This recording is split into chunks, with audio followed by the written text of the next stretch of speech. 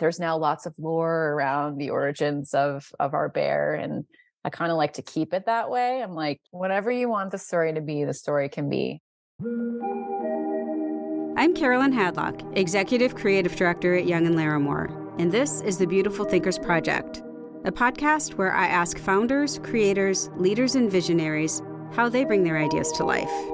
As we enter these conversations with thinkers across disciplines like art, science, and business, we'll learn a little bit more about the practices and identifiers that create beautiful thinking, something defined so individually, but so universally recognizable. Welcome to the Beautiful Thinkers Project. Good morning. Today I have Liz Paquette, who is the Senior Director of Branding for Drizly. And I'm so happy to talk with you. Welcome to the show, Liz. Thank you so much for having me. Thrilled to be here. I have to say, your name of the brand is one of the most unique stories that I know of brands out there. So can you just talk about the origin story of how the brand came to be and the name, and then, of course, Molly? Happy to. So Drizly actually started back in 2012, and it began as a simple text exchange between two college friends, where one of our founders texted the other and said, "Why can't you get beer delivered?" To which the other replied, "Because it's illegal, duh." Which actually then set the two of them off on a journey to uncover that it was not, in fact, illegal in many states, and ultimately resulted in them coming up with the idea to start Drizly. And to me personally, that's always been, I think, one of the more interesting parts of our story is then how they then proceeded to create it, which was within, I don't know how familiar you are with the alcohol landscape, but obviously very regulated. There's a whole 3-tier system that dictates, how brands and retailers and distributors work with one another and how they interact with consumers. And, when our founders first set out to create Drizly, the intent was actually not to disrupt the industry and that 3-tier system, which, anytime you hear about a tech startup, disrupt is the key word that you hear, right? The intent was not to disrupt. It was actually to figure out what are the ways in which we can create a legally regulatory compliant company within this category that brings alcohol sales online. So that's how we first started, and lots of different versions of Drizly over the years. Originally started by just connecting consumers to local retailers in their area. So you could log on to Drizly, find someone down the block from you, shop their selection, et cetera. One of the first pivots that the founders made was to transition Drizly into a marketplace model. So really expanding that selection and what was available to you, allowing consumers to compare prices, et cetera. And then, the next big moment was, I would say, our COVID time. Yeah. So we experienced pretty rapid growth overnight during the early weeks and months of the pandemic. Really interesting, strange place to be in, and fortunate place, frankly, to be in at that point in time, to be one of the companies who was experiencing growth during that period of time. That was a ride. I don't think any company can prepare for that kind of a situation. We grew 800, 900, 1,000% overnight. So it was an all hands on deck kind of situation where I was running Twitter at points. We had basically every one of our team members on CX calls, customer service calls. We actually shut off all of our paid advertising at that point in time because demand was through the roof. Yeah. So lots of operational steps at that point in time just to make sure we were meeting the demand in that moment and that we were doing so in a safe and responsible way. I think it's really amazing that you guys had a couple of years to kind of get the model figured out before pandemic, because I know a lot of these brands kind of started up and blew up in pandemic. Something that you said was interesting, which is, and I hadn't thought about it this way, but you're right, startups are usually inherently designed to be disruptive. That's the whole point. So the fact that you guys were not only not disruptive, but actually helping, the tier system is a really interesting point. So thank you for highlighting that. Yeah, no, and your point around the time beforehand, I mean, I think any overnight success story, everyone thinks that they just became a success at that point in time, right? We had been in business for 8 years prior to that. Alcohol e-commerce was growing, but growing at a slower pace. One of the bigger challenges for the category prior to COVID was just a lack of consumer awareness. Yeah. Nearly 50% of consumers of legal drinking age actually believed, just like our founders did in the early days, that it was actually illegal. Yeah. Yeah. I could totally see that. One of my favorite phrases is, an overnight success takes 7 years. So Yeah. you guys There were, you go. We had 8. you were right on track. I'd love to hear about where the name came from and the logo and Molly and all of that. Sure. So both the name and Molly, were kind of brainchilds of our founders and some partners that they worked with. With the name itself, really the story is that they wanted something unique that wasn't a word, that could kind of become a word and a verb itself. Yeah. I actually was chatting with one of our founders recently and asked him to send me a few of the names that ended up on the cutting room floor. And Fun. I'm grateful that it ended up with Drizly. I think one of their moms actually voted on Drizly as the name, and that's how it came to be. Oh my gosh. Was there another name that you were like, I'm so glad it wasn't that one? Oh my, I could pull them up and share them with you. Oh, hold on. Give me 1 second. Winely, beer me, keg me. And I'm not going to say the last one because yikes. Okay. That's always, that is, well, you chose well. Mom, yes, good for mom. She chose the right one. Thank you. Thank you, Mom. And then in terms of the Drizly Bear, so they didn't start out with the Drizly Bear. We had another logo previously and went through a rebrand a few years into Drizly's history, and kind of a similar play at that point in time, in that just like the name, they wanted something that would stand out, would not be obvious. There's now lots of lore around the origins of our bear, and I kind of like to keep it that way. Yeah, I get it. Is it because it rhymes with grizzly? Or there's also a story that was floating around at one point around the founders on a camping trip and an encounter with a bear that one of our poor employees brought up at an onboarding session to one of our founders. And they were like, I have no idea what you're talking about. Where did you hear that? I mean, that's the thing. And I love it that you want to kind of preserve the mystique, because so many brands today are just so literal, and they're just wanting you to know everything about them. And it's like, that's not essence or ethos. That's the stuff that you don't explain and you let people take away. So I love that. Whatever you want the story to be, the story can be. So the name is actually more recent. Historically, the Drizly Bear intentionally did not have a name. And then with our most recent rebrand, we decided to give her a name and to make her a her. She is named after one of our first customers who was named Molly. Little unexpected. A big, tough grizzly bear. Yeah. She's a girl. I love it. As you were saying, a lot of people didn't know that the service was possible. So you were sort of building a brand and a category at the same time. Yes. Which is always a challenge, exciting, but challenging. But then also really in that D2C space, which is also kind of, a new space. So talk a little bit about what that was like to have to build both a brand and a category in the D2C space. Yeah, for sure. I mean, definitely a challenge. It's both a blessing and a curse, in that, especially with this category, if you are able to effectively raise awareness of the category, consideration is quite high. And being first mover, that means effectively as a brand, we can draft off of that. So a lot of our early marketing efforts were pretty functional in nature, and really up until recent days have been pretty functional in nature. And that our goal was to build awareness for the category first. Yeah. So very straightforward messaging, beer, wine, and spirits delivered in under 60 minutes, et cetera. We had been hyper-focused historically on performance marketing, and really up until a few years ago, bottom funnel channel tactics. So driving paid search and, focusing on converting new buyers. And so over these years, especially with, the growth post-COVID and our most recent acquisition from Uber, we have now really shifted our efforts from, building that network and focusing on the supply side to really focusing on the demand side, to building the brand and creating that emotional connection with our consumers. It's interesting and inspiring for, a lot of brands are very focused on the functional right now and on the bottom funnel. We see that a lot. What was it that made you guys decide it was necessary to sort of shift over into that more emotive space? Yeah. So I'd say a few things. So one is our consumers. We've seen shifts in how consumers shop our platform.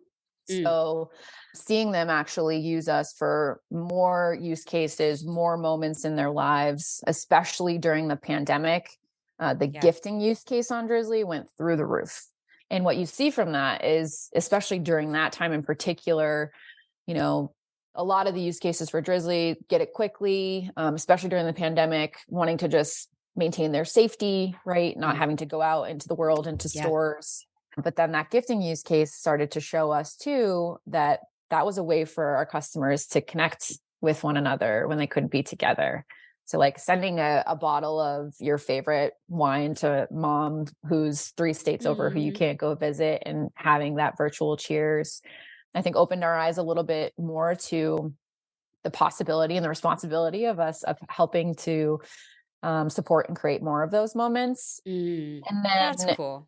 yeah, pretty special. So, we're seeing this behavior in terms of how our consumers are shopping the category. We're hearing from them that there's this mindset that they share around life and these moments and enjoying it. And so that, triggered for us that there's an opportunity here for us to go a little bit deeper in terms of how we show up for our customers. There is a joy of discovery with this category. And so with our position right now in being focused on beverage alcohol specifically and bringing that experience online right now, we're as a business moving beyond just focusing on fulfilling that on-demand need of get it quickly to thinking about how do we build the best shopping experience for this category, and how do we lean into that joy of discovery and these moments to not only from a brand perspective connect more deeply, but from a product experience perspective, make sure that we're delivering what consumers deserve. It's an interesting insight. I didn't think about it till you just said it, but it's not a functional moment. Therefore, it's not a functional brand. Do you know what I mean? Yes. So do you have a favorite part of this sort of like new shopping or gifting experience that you guys just released? Yeah. So we just released a few updates to our gifting experience, again, like right in this line of the new direction for the brand and the business. We, as part of our recent rebrand, unveiled our new brand purpose, which is to help people savor life's moments. Yeah. So depending on the specific moment, you can send a nice, pretty customized card for that moment. Happy birthday, thinking of you, whatever it is. Additionally, we have curated pages set up that you can shop based on the occasion. So if you're shopping for someone's birthday versus the holidays, the drinks are likely going to be a little bit different. My favorite is if, you're shopping for bereavement. One of the personal things that I do is I like to send friends who are going through a time. There's a brand called Flowers. So I send them a bottle of flowers instead of some actual flowers. I love that. Yeah. And then we also have a guided gift shopping experience too, because, often it can be quite difficult to figure out what to get someone if you don't know exactly what they like to drink. So you can enter in who you're shopping for, what the occasion is, your budget, if you have a sense for what they typically like to drink, and you'll get a personalized set of recommendations for products. Cool. It's like a drink stylist. Exactly. I love that. Drink stylist. Are you guys seeing much in the trending space of people wanting to have mocktails? Because I'm definitely seeing that. Yeah. So I think in 2022 to date, we have seen non-alcoholic categories rise by about 24% year over year compared to that same period in 2021. And it's been a pretty consistent growth year over year for the last few years. It's still a relatively small size on Drizly specifically, but growing pretty rapidly, beer, wine, and spirits. Also, the ready to drink trend seems like it's not going anywhere anytime soon. Nope. Is there any other trends that you're seeing that are things that are surprising to you or interesting? Yeah, well, I'd say the top 3 trends from the last year or so. One's been non-alc, one has been RTDs, as you said, which has been fascinating to watch because prior to RTDs, it was hard seltzers. And in 2019, they went through pretty rapid growth in that year. What's interesting about comparing those two categories is that, hard seltzer is a hard seltzer, right? Malt-based cocktail. You can have a bajillion different flavors, but it's the same type of cocktail. When you're talking about RTDs, ready to drink canned cocktails, the possibilities really are as endless as cocktails are, right? And so it's been really fascinating to watch that space and to watch how retailers are adapting and totally changing the way that they structure in store. And figuring out how we kind of translate that to the e-commerce experience as well. So that's been one. And then tequila has been another one. So tequila has been the fastest growing spirits category in terms of share gains on Drizly over the last couple of years. Why do you think? A few different reasons. Tequila was definitely one of the categories that benefited from a few celebrities getting involved and starting their own brands. You've got Casamigos, Terramana now. So that was one. I think two, as cocktail and craft cocktail culture grew and then translated on at home during the pandemic as consumers started making their own cocktails at home.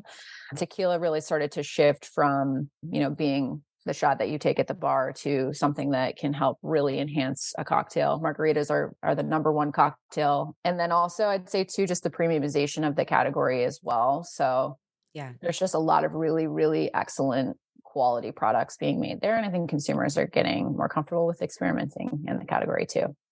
Well, let's talk about your relaunch. Tell me about it. It's I loved seeing all the materials.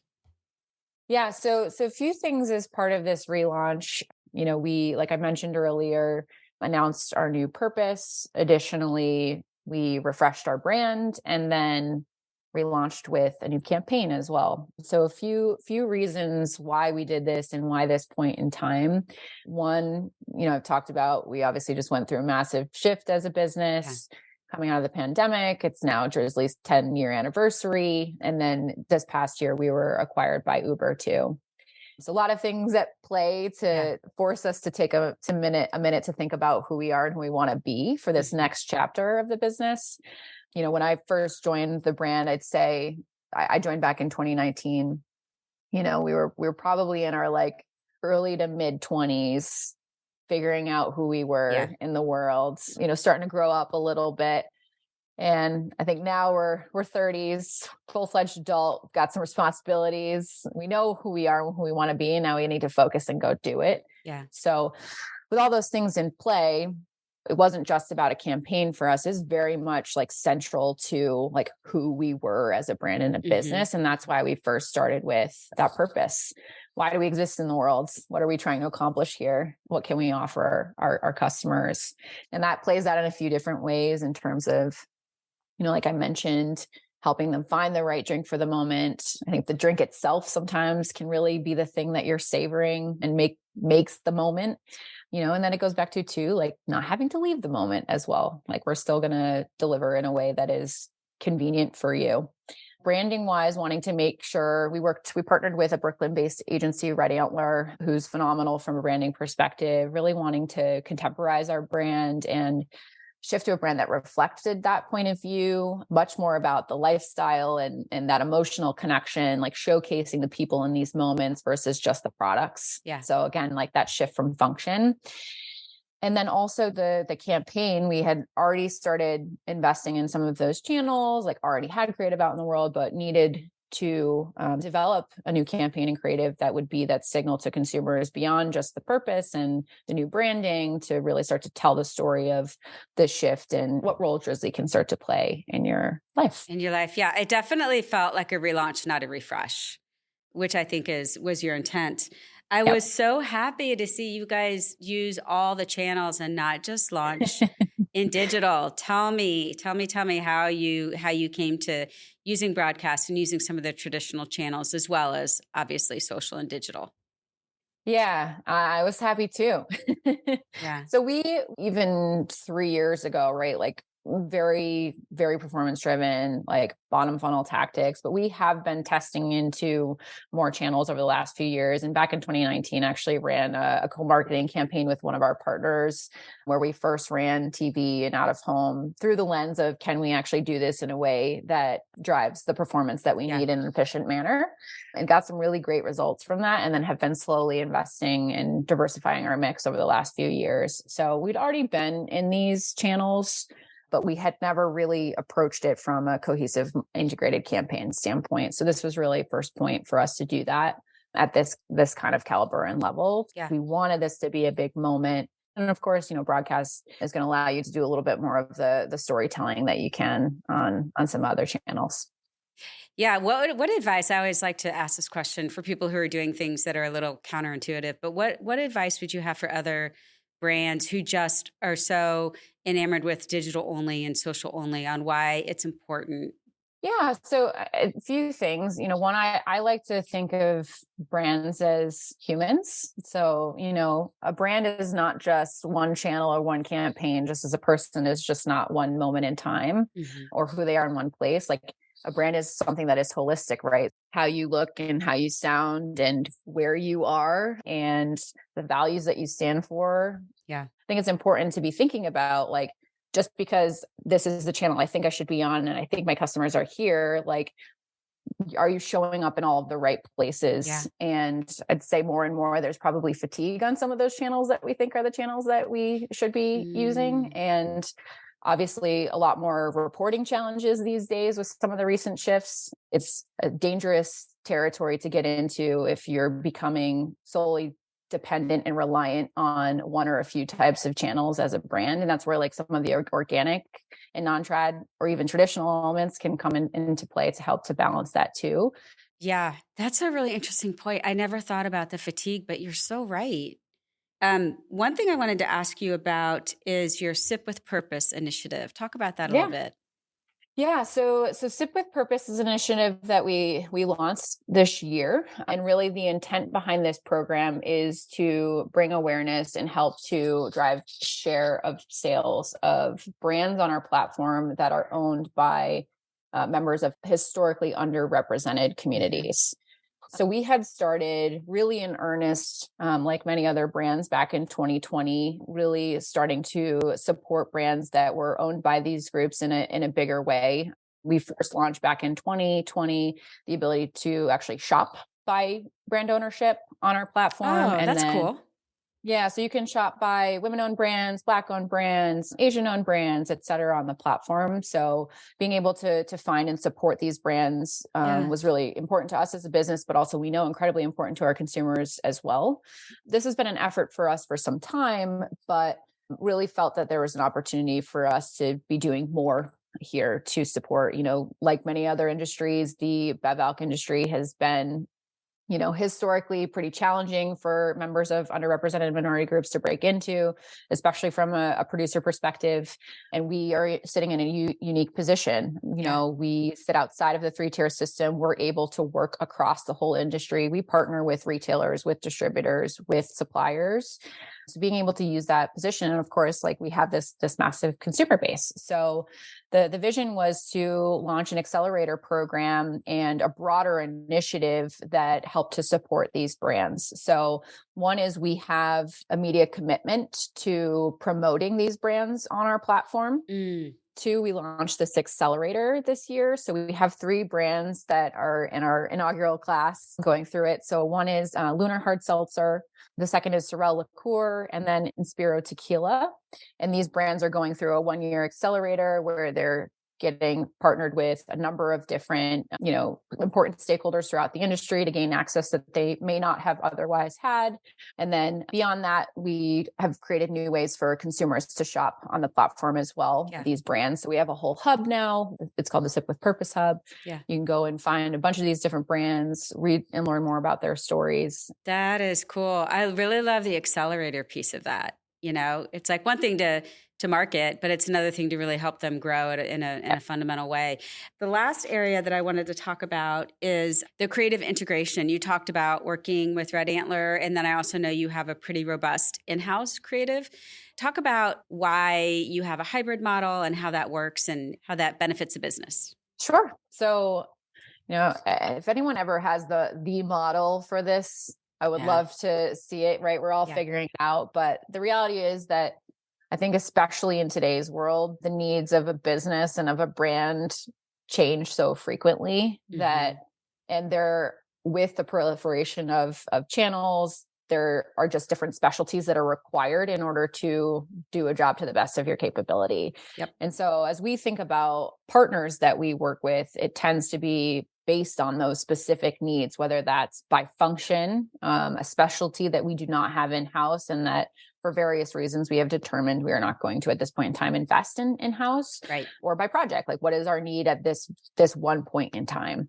When I first joined, we're building the brand function really from scratch, and my vision was to focus first on building that in-house team and that foundation. And as we were defining and really getting crystal clear about who we wanted to be as a brand, it felt critically important to me that I had a team internally that lived and breathed that.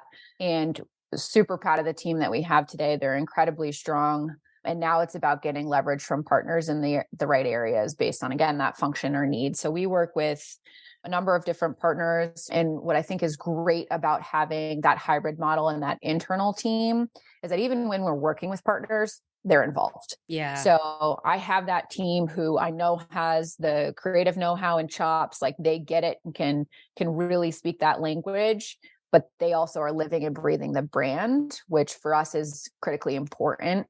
Our personality is something that we protect dearly. So making sure that team is involved in those partnerships to make sure that we're showing up and being that same human, quote unquote, every time. Yeah, it feels that way. It feels like, and I know a lot of agency people are going brand side. It's no longer kind of the below the line, like settling thing that it used to be for creatives. In some cases, I think it's becoming a little bit more desirable in some ways because you can really move the brand and participate in a way that it's difficult to on the agency side. So it's kind of like you want the heart and the ethos to come from inside and then be involved. And when there are external partners involved, they can be the ambassadors for that, which is awesome. Yeah. And I mean, that I think was exercised beautifully in this last project that we worked on with the Partyland team. And also, the partners that we work with, I think we've been incredibly lucky too, very collaborative, very open to that different kind of model. So we had a very tight integration on that between some of our creative team members and their team, to the point where sometimes they were working together, riffing off lines. Other times our team was stepping back and they were taking the reins. I think that's when you get your best work, is when you're able to get the best minds that you've got both internally and externally to bring that fresh perspective together. So it's been really effective for us. Okay, last question I ask everybody, because this is a podcast dedicated to beautiful thinking, which you guys do in spades. How would you define beautiful thinking? I love that question. To me, beautiful thinking it's something that is unafraid. You're not afraid to say something different or that might not be perceived in the right way. To me, it is something that zigs when others zag. So it's unique and different. And to me, I'd say the last thing beautiful thinking is something that helps create some kind of better in the world, whether that's just to us, moving from function to emotion, right? Helping our customers savor life's moments. How do we then permeate that through everything that we do? But how do we make sure that the things that we're bringing out in the world are going to allow people to experience, appreciate life in whatever way makes sense for them? Yeah, I love that. Beautiful thinking starts as something small and then becomes big and gains momentum. Yeah. So I like it that you speak to sort of those smaller moments. But it's been delightful speaking with you, Liz. Thank you so much for taking the time. Thank you so much. I really appreciate it. This is fun. Thank you so much for listening to this episode. I hope you found something that inspires you to think strange, different, new, and beautiful thoughts. This podcast was created and produced by Young & Larimore, an independent agency focused on helping national consumer brands take a stand. To explore more about today's conversation and all of the other thinkers I've spoken to, check out our blog, The Beautiful Thinkers Project, or follow us on Instagram @TheBeautifulThinkers.